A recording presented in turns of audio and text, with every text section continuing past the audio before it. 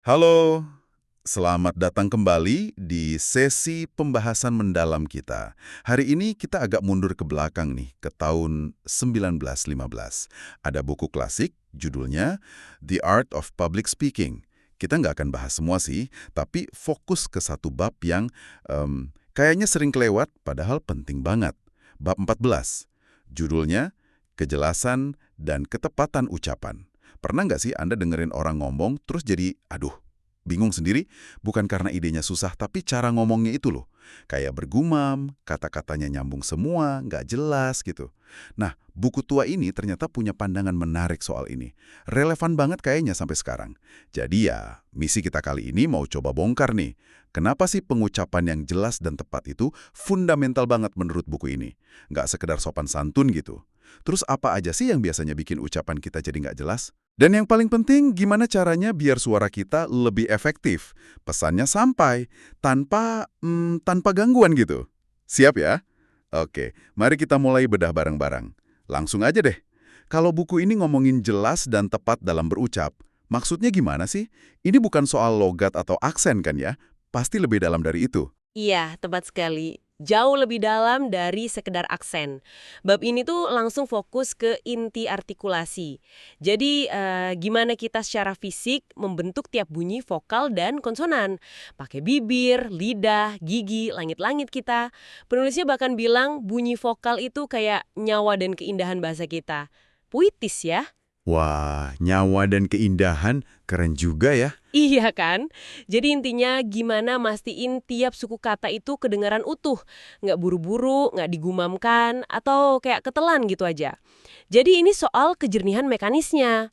Nah, buku ini secara spesifik ngasih contoh dalam bahasa Inggris waktu itu ya. Kayak kata duty, jangan jadi duty, atau juti. Kolom jadi kolium, atau pretty jadi pretty. Prinsipnya sih, bentuk bunyinya itu loh harus jelas dan akurat. Menarik. Berarti fokusnya ke bentuk bunyinya itu sendiri ya. Tapi wajar nggak sih kalau kita kadang salah ucap? Apalagi bahasa kayak bahasa Inggris kan banyak tuh pengecualiannya, kata-kata yang aneh. Buku ini ngakuin itu nggak? Atau kaku banget harus sempurna? Nah, itu pertanyaan bagus. Buku ini ngakuin kok kalau bahasa itu rumit. Contohnya dia kasih variasi bunyi au di kata bow, cough, rough, thorough, sama through. Beda semua kan bunyinya? Oh iya, bener juga. Itu jelas tantangan apalagi buat yang bukan penutur asli, tapi penekanan buku ini bukan di kesalahan karena kerumitan bahasa atau karena kita nggak tahu aturannya. Fokus utamanya justru ke kesalahan umum yang sumbernya itu dari, ya, kecerobohan atau kemalasan, kurang perhatian pas ngomong. Oh, jadi lebih ke kebiasaan buruk ya? Betul, kebiasaan buruk artikulasi vokal dan konsonan dasar yang mestinya bisa kalau ada usaha dikit. Dan yang menarik nih, buku ini bilang, kesalahan kayak gini tuh bukan cuma pemula loh. Orator hebat pun kadang kepleset karena nggak sadar pas ngomong. Wah, jadi kayak soal kebersihan atau kerapian ngomong gitu ya? Bukan soal tata bahasa yang jelimet, tapi lebih ke memastikan tiap komponen kata itu nyampe dengan baik ke telinga pendengar. Disiplin vokal dasar gitu. Terus seberapa parah sih dampaknya kalau kita ngomong nggak jelas gini menurut buku ini? Ada contohnya nggak biar kebayang? Ada, dan contohnya ini lumayan dramatis, hehe. Agak bikin geli juga sih kadang. Pertama, ada cerita soal pendeta. Bayangin nih, pendeta mau nyampein pesan penting kan? Kalimatnya, he that hath ears to hear, let him hear. Artinya, siapa bertelinga untuk mendengar, hendaklah ia mendengar. Oke, kalimat penting ya. Penting banget. Tapi karena artikulasinya, buruk banget, kalimat itu malah kedengeran kayak, he that hath ears to yow, let him yow. Hah? Artinya apa tuh? Nggak ada artinya sama sekali, malah jadi aneh dan konyol gitu. Pesan intinya hilang total cuma gara-gara cara ngucapinnya salah, rusak kan jadinya. Wah ya, parah sih itu. Pesan suci jadi nggak jelas gitu ya. Ada lagi? Ada lagi. Ini juga terkenal dari buku ini. Ceritanya ada orang Prancis mau kirim surat ke ilmuwan Inggris terkenal, Sir Humphrey Davy. Oke. Nah, karena si orang Prancis ini cuma pernah dengar namanya disebut orang lain, mungkin ya ngomongnya cepet atau nggak jelas gitu, dia salah nangkep bunyinya. Terus gimana? Hasilnya, suratnya dialamatkan ke Serum Fridavi. Serum Fridavi. Jauh banget ya. Jauh banget. Ya kemungkinan besar suratnya nggak bakal nyampe kan? Pastilah. Nah, contoh ini nunjukin gimana ketidakjelasan ucapan itu bisa bikin gagal komunikasi di dunia nyata. Penting banget kan apa yang di kepala kita sama yang keluar dari mulut dan yang diterima telinga pendengar itu nyambung. Wow, serum Free Davi. Benar-benar contoh kuat ya. Dari pesan penting jadi omong kosong sampai surat nyasar. Ngeri juga ya kalau dipikir-pikir. Miskomunikasi gara-gara hal teknis yang mendasar banget. Oke. Nah kalau gitu, setelah nunjukin masalahnya, buku ini kasih saran praktis nggak sih buat kita? Biar ucapan kita lebih jelas dan tepat gitu. Pasti ada dong ya? Tentu ada. Buku ini pragmatis kok. Sarannya tuh sebenarnya dasar banget. Tapi ya itu, justru karena dasar, sering dianggap remeh. Ini beberapa poin pentingnya. Pertama, perhatikan ejaan. Ini langkah paling dasar. Sadar gimana kata itu ditulis sebelum diucapin. Kenapa harus lihat ejaan? Karena ejaan itu kayak cetak biru bunyinya. Hurufnya apa aja. Biar nggak salah ngilangin bunyi akhir atau ganti vokal. Kayak contoh tadi, Jacob jadi Jacob, seven jadi seven. Lihat dulu strukturnya. Oke, masuk akal. Lihat contekan visualnya dulu ya. Terus? Kedua, lawan kemalasan berbicara. Wah, ini kalimatnya di buku agak keras nih. Bilangnya gini, dia yang terlalu malas untuk berbicara dengan jelas sebaiknya tutup mulut. Agak nyelekit ya? Iya juga sih. Tegas banget. Tapi maksudnya sebenarnya artikulasi bagus itu butuh usaha sadar. Butuh energi. Nggak bisa sambil lalu aja. Perlu fokus dan tenaga buat bentuk bunyi yang benar. Oke, jadi harus niat ya. Nggak boleh malas. Lanjut. Ketiga, persiapan naskah secara spesifik. Ini penting banget kalau mau pidato, presentasi, atau baca sesuatu. Jangan cuma siapin isinya, tapi cek naskahnya khusus buat bagian yang mungkin susah diucapin.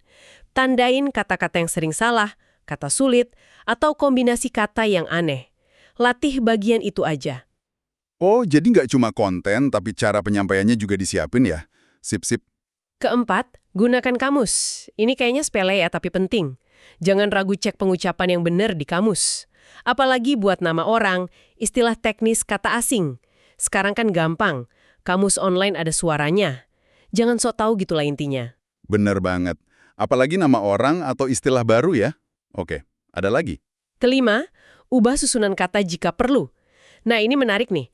Kalau pas latihan kerasa ada urutan kata yang bikin susah diucapin, belibet gitu misalnya banyak bunyi S deketan, ya ubah aja susunan kalimatnya. Oh, boleh diubah gitu ya? Boleh.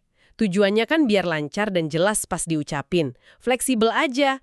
Kejelasan lebih penting dari sekedar tata bahasa tulisan yang kaku. Wah, ini tips bagus nih. Kadang memang ada kalimat yang rasanya aneh pas diucapin ya. Betul. Terakhir, dan ini kunci utama, latihan. Kayak melatih otot aja, organ bicara kita juga perlu dilatih biar lincah dan presisi. Buku ini kasih contoh latihan spesifik, kayak tongue twister gitu. Misalnya, ulang kalimat foolish Flavius, flushing feverishly, fiercely found fault with Flora's frivolity, cepat-cepat tapi jelas. Buat latih bunyi F. Hahaha, oke, lumayan belibet tuh. Atau latih bunyi L di kalimat blue black blinkers blocked black Blondin's eyes. Atau bedain bunyi vokal yang mirip kayak U di view dan new, biar jelas bedanya buat pendengar.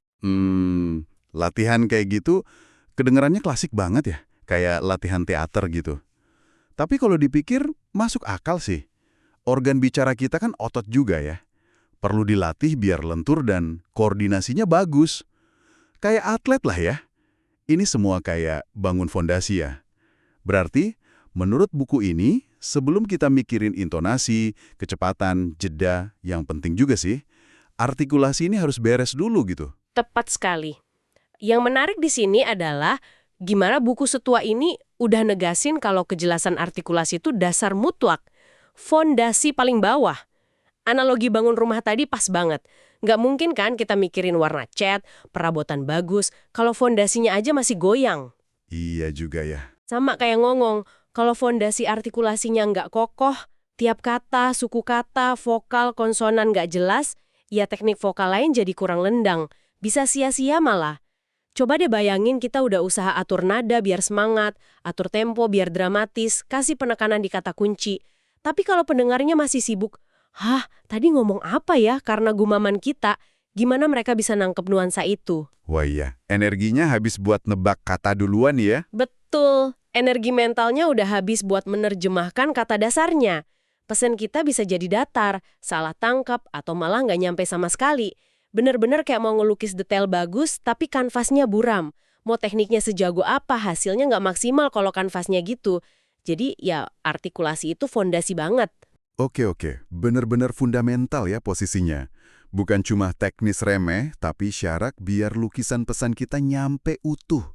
Jadi, kalau ditarik kesimpulan nih, kejelasan dan ketepatan ucapan itu bukan cuma soal etiket atau biar kedengaran pinter gitu ya. Bukan cuma itu. Ini kunci biar ide kita sampai ke orang lain persis kayak yang kita mau, tanpa distorsi.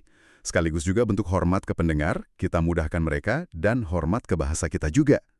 Jadi, apa artinya semua ini buat kita sehari-hari? Apa nih langkah praktisnya setelah dengar ini semua? Intinya sih ada dua, kesadaran diri sama latihan konsisten. Mulai dari yang paling gampang deh. Coba dengerin diri sendiri pas ngomong. Serius deh, mungkin sesekali rekam aja suara pas lagi presentasi pendek atau pas ngobrol biasa.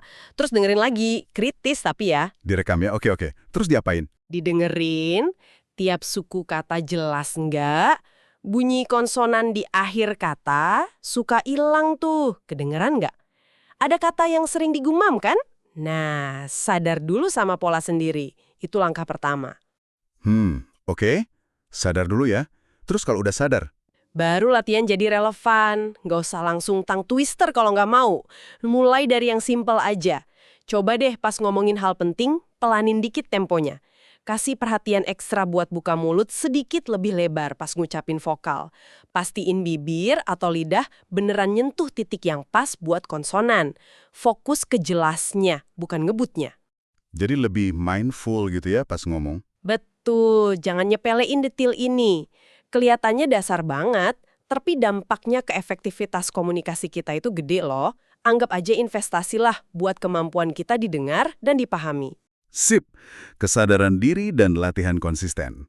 Dicatat. Dan sebagai penutup nih, ada satu pemikiran terakhir buat Anda bawa pulang buat direnungkan. Coba deh perhatiin, pas ngobrol sehari-hari.